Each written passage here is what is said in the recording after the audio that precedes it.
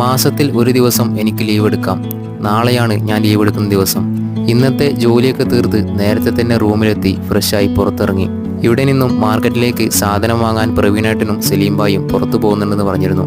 മൂപ്പര് ഇവിടെ നിന്നും പോകുന്നത് അല്ലൈനിലേക്കാണ്. എനിക്ക് ദുബായ് ഭാഗത്തേക്കാണ് പോകാനുള്ളത്. പ്രവീണേട്ടൻ നാട്ടിൽ തിരുവനന്തപുരം ജില്ലക്കാരനാണ്. 2 മാസമായി നാട്ടിൽ നിന്നും തിരിച്ചെത്തിയിട്ട്.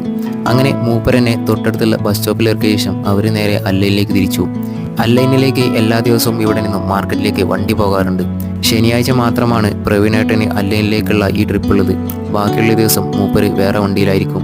അങ്ങനെ ഒരു 10 മിനിറ്റിന് ശേഷം എനിക്ക് പോകാനുള്ള ബസ് എത്തി. റൂമിൽ നിന്നും ഇറങ്ങുമ്പോൾ ബസ് കാർഡിൻ്റെ ബാലൻസ് ചെക്ക് ചെയ്യാൻ ഞാൻ മറന്നുപോയിരുന്നു. അങ്ങനെ ബസ്സിൽ കയറി കാർഡ് പഞ്ച് ചെയ്തപ്പോഴാണ് കാർഡിൽ ബാലൻസ് കുറവാണെന്ന് മനസ്സിലായത്.